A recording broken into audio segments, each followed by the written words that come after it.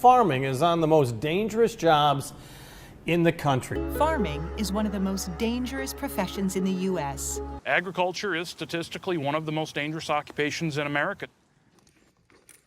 Farming is one of the most dangerous jobs in the country. You hear that a lot, but until something happens, it's hard to grasp the weight of those words.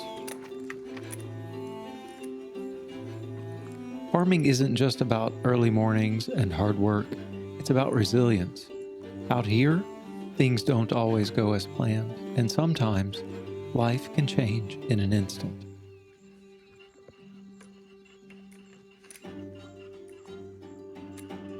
It was just another day, like so many others. We were working cows, and I was climbing over a fence, something I'd done 1,000 times before.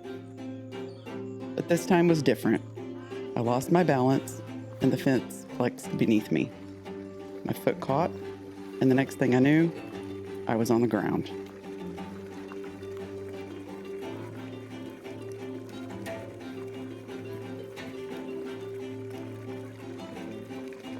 I remember hitting the ground hard, but it wasn't the fall, it was my knee. It bent in a way no knee should ever bend. As soon as it happened, I knew it was bad. But on the farm, the work doesn't stop. Michaela has been incredible, taking on the tasks I know Shelley wishes she could be doing herself. Whether it's feeding the pigs or helping with the cows, she's stepped up in ways we couldn't have imagined. It's hard to accept help when you're used to doing everything yourself, but farming is a team effort. Right now, that team just looks a little different than it used to. Shelley can't do what she used to on the farm right now. And in farming, the work doesn't stop for injuries. But that's where our family and friends have stepped in. Rebecca has taken over the dairy operation, and she's managing the store too. That kind of help has been a lifesaver.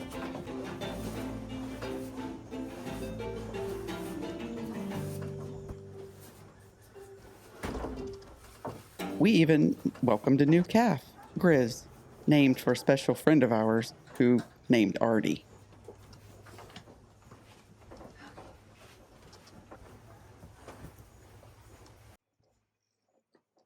So while I waited in pain, Michaela and Rich had to quickly finish working the cows.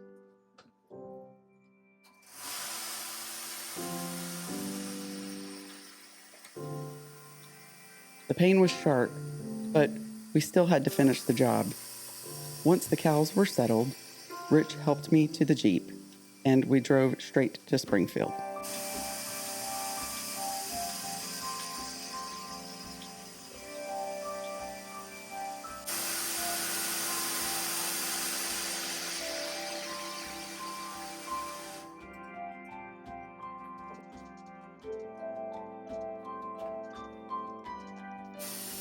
After a long wait, the ER doc gave us good news.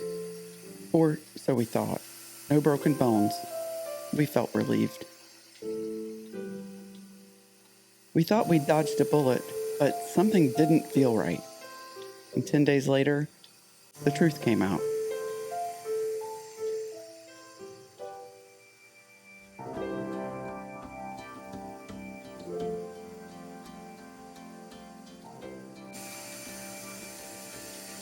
The MRI told a different story. A complete ACL and MCL tear and a fractured tibial plateau. Back to the scene of the crime.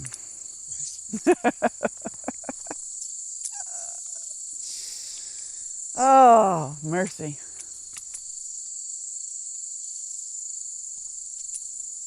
So during the day when we were working cows, Shelley was swinging this gate right here. I'll show you. So this gate swings. We were holding the cows in an area right here where I'm standing. She was swinging this gate, so she had just let some cows in to our working area, and we've added a lane to our working area to help us when we work the sheep. So this cattle panel and T-post lane that's on the left side of the screen right now, This area right lane, here. this area was an ad for us, and it really helps us contain the sheep as they come in and out. And it works okay for the cows also. It just keeps them in a lane around the outside of the cow pens. So as Shelly was working this side of the pens, I was working the other side, sorting the mamas away from the calves. We had some calves that we needed to castrate, and so we were sorting, and we needed to give them ear tags. So we were sorting the mamas away from the calves. Shelly was working this gate, letting them in and out. And then as she shut the gate, she was coming over to help me when this is the fence in question. Now, many of you are going to say your T-posts are too far apart, and we knew that, but it was a temporary just to hold sheep when we initially made this. We just needed this to to stand up. Interestingly, Joel Salatin will say there's nothing more permanent on a farm than a temporary fix. True that. And we did this temporary to help us work sheep, and it worked, so we left it. But with it, this piece of fence right here, she was climbing over in the middle, and as she got her weight up onto the fence, it buckled this direction, and as she did, it then kicked this way, and this piece right here, as it kicked that way, is where it threw her off, and as she threw her leg over, it hit the ground like this, and her knee then went sideways up that direction. So as her foot hit the ground, her weight fell down, and this knee just completely buckled sideways that direction. So she was on the ground, leg sideways, when I was coming to running to help from the other side of the pens. Yeah. So he ran over to me and he asked, what is it? Are you okay? No, I'm not okay. What is it? It's my knee. I'm okay. So as he came over to me, quickly assessing the situation, what is it? It's a leg thing. It's my knee. Okay, what do you want me to do? And my initial response was, work the cows. Because at the time, we had cows in the lane all the way around to there, and I certainly didn't want them coming in here to this area where I couldn't get up. So he finished getting the cows where they needed to be over there, and I tried to stand up. I got a little bit faint, so I sat back down. We have ticks here in Missouri, and I saw a tick crawling on my leg, and I'm like, oh, I've got to be able to get off of this ground. So I stood up again and tried to walk so that maybe I could hobble over to the UTV. And the first time that I put any weight on it, it just wanted to collapse underneath me towards the inside of my leg. And I knew then, it's bad. It's really bad. So he was able to get everyone out of the way, and I was able to get out of the cow pens and get to the side-by-side. And I sat on the side-by-side for, what'd it take y'all, about another 30 minutes? Mm-hmm. About 30 minutes, and waited for them to continue to get the calves castrated. Michaela, our 12-year-old, stepped in. Yeah, she took over, like didn't even miss a beat. She, instead of working a gate, which is what she was doing, she just immediately stepped in and took Shelly's role in handing me ear tags, handing me the tools that I needed in order to get the job done. So Michaela just stepped up, and we kept working it. We got it done rather quickly as far as working cows goes. We were done in a half hour or less, and then we're able to, all right, it's time to go to the emergency department. And by that point, Shelly's knee was swollen big time. It was already starting, like she had a goose egg coming out the side of her leg. Like it was obvious at that point that there was evident. there was some significant damage. So that's the this is the scene of the crime. This is what happened. This flexible fence is what really bucked her Bucked me off. off. And that was the process of how it happened and what led us to getting her to the emergency. In all fairness, that was my 4th trip over. Yeah. Yep. And Normally next, I'd do- next to the post, it's not as wobbly, but in the middle, it just is. And as you get into a hurry, working Large animal. especially the larger animals, you get into a hurry because you know they don't really want to be here, and you're trying to quickly get them out of here. Yeah. It happened. It did. And here we are. Here we are.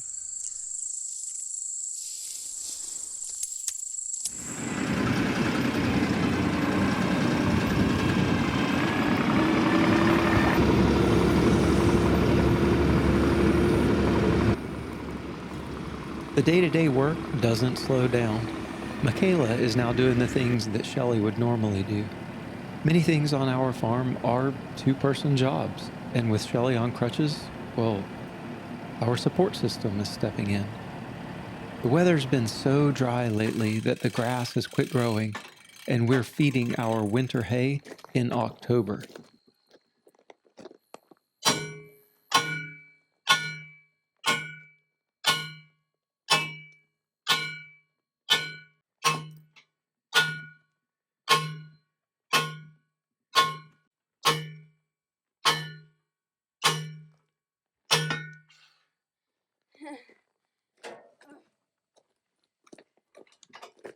Wait, which way does it go? Probably the other one.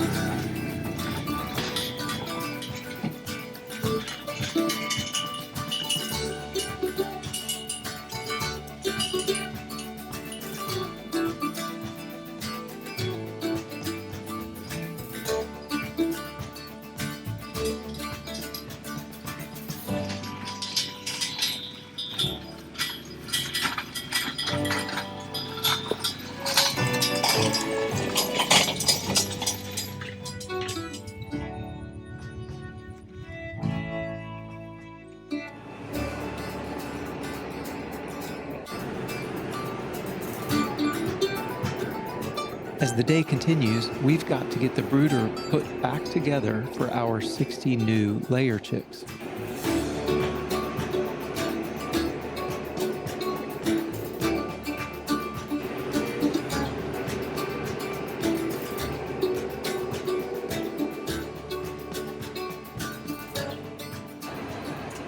My dad took Shelley and my mom to town to mind the store, and while there, he picked up the new chicks, some feed, and bales of wood chips to complete the brooder.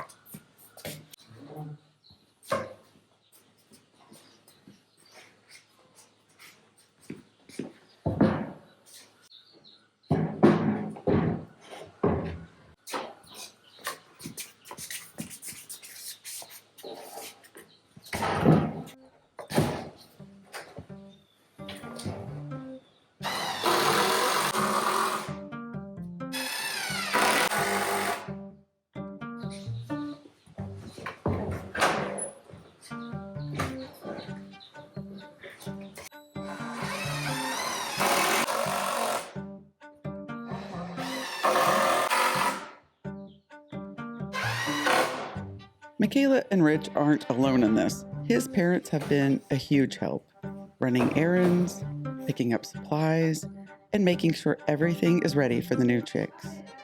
Even though I can't be as hands-on right now, the farm continues to thrive.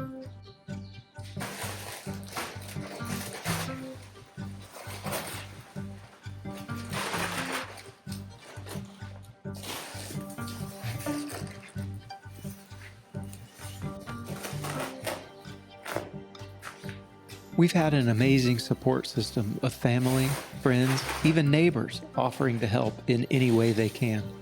And we're taking them up on it. Sometimes resilience isn't about pushing through on your own. It's about knowing when to let others step in.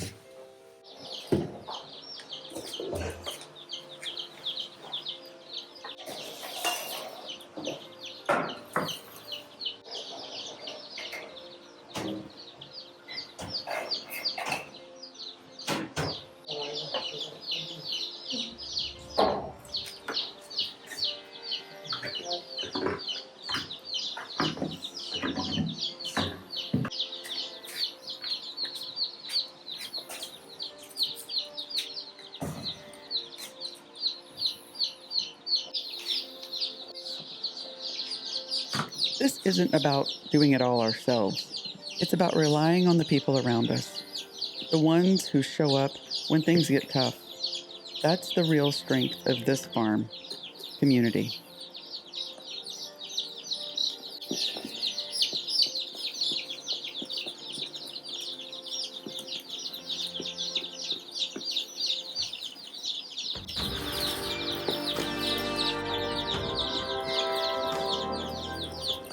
The work keeps going, and so do we.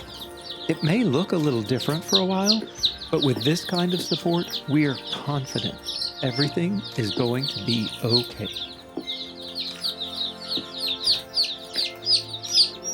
We might be down for now, but we're certainly not out. And that's because of the people around us, our family, our friends. That's what makes us resilient.